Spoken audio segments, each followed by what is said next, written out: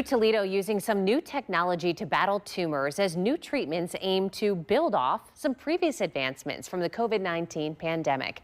This all translates to more hope and options for patients. Advancements in medical procedures and some of the treatments are the focus of today's big story.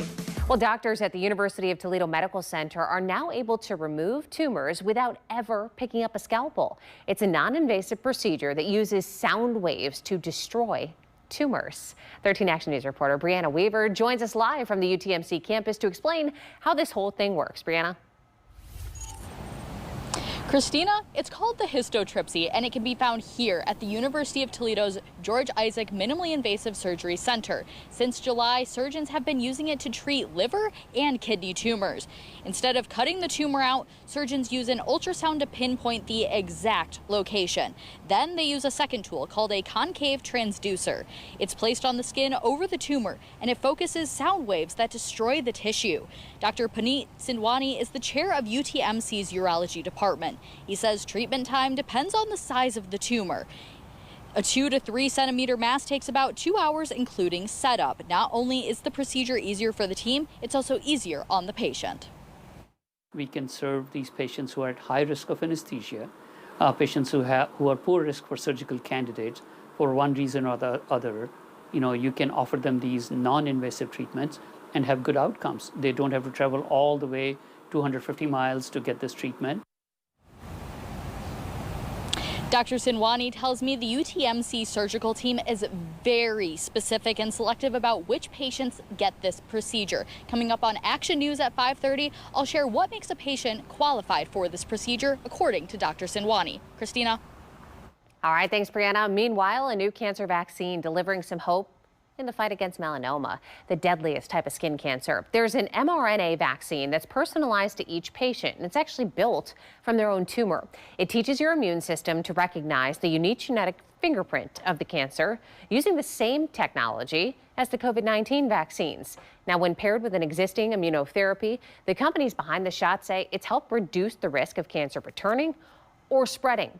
A local medical oncologist told us this technology could be revolutionary, not just for melanoma, but other cancers as well.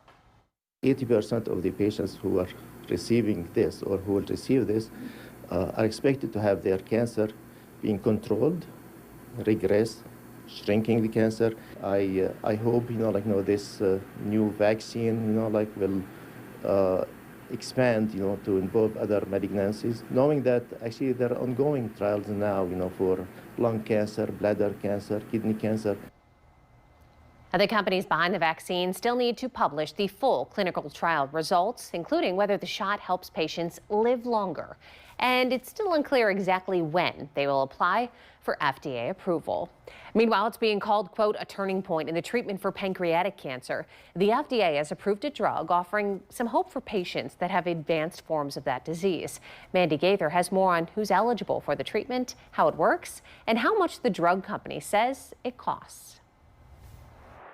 For the first time, we're seeing images of the once daily oral pill that's now officially FDA approved for use in the U.S. The drug, which will now go by the name Razonq, was given the green light for metastatic pancreatic cancer patients who haven't found success in prior treatment and those who aren't able to receive traditional therapies. This is a new hope, and it's a meaningful hope.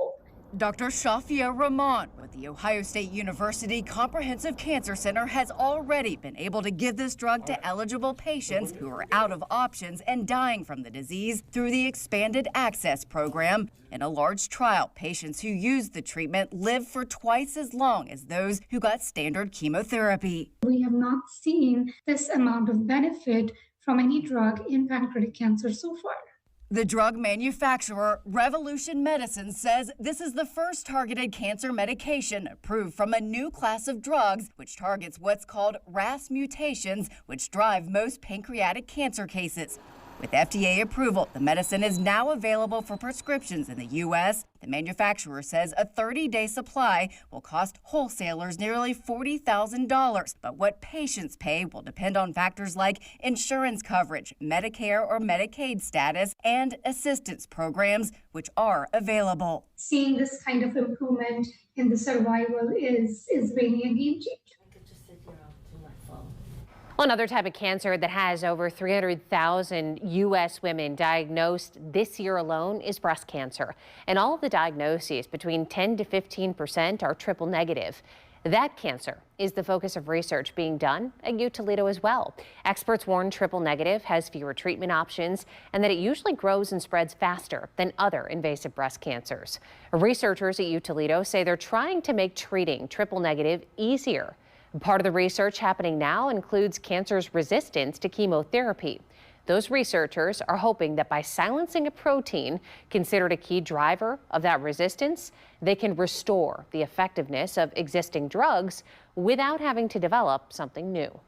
These patients, they actually relapse. They actually become resistant to these therapeutics. And this is why their survival rate is much lower compared to all the other ones. They are more prone to metastasis because the brain, liver, lung, bone. So that is going to cause worse prognosis. Now, according to the Ohio Department of Health's latest annual health report, more than 74,000 new invasive cancer cases were diagnosed in 2023 here in Ohio. Breast cancer had the highest number of cases diagnosed, followed by prostate, lung, and colorectal cancers.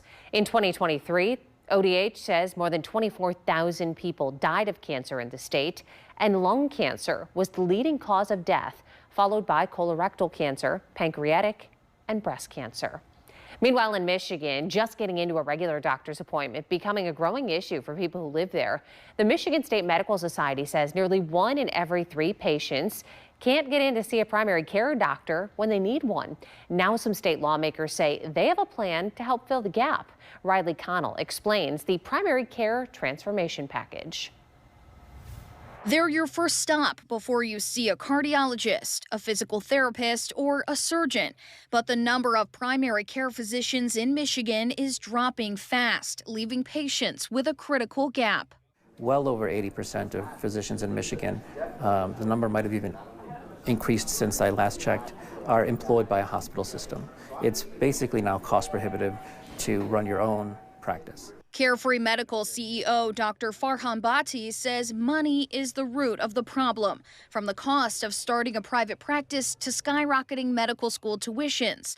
Michigan House Democrats say they have a remedy. And it's too damn hard to find a doctor or a nurse practitioner or anyone in primary care. Patients are waiting longer and longer to get the appointments that they need. State Representative Matt Longjohn and his colleagues have unveiled an 8-bill package that aims to double the amount of money our state spends on primary care.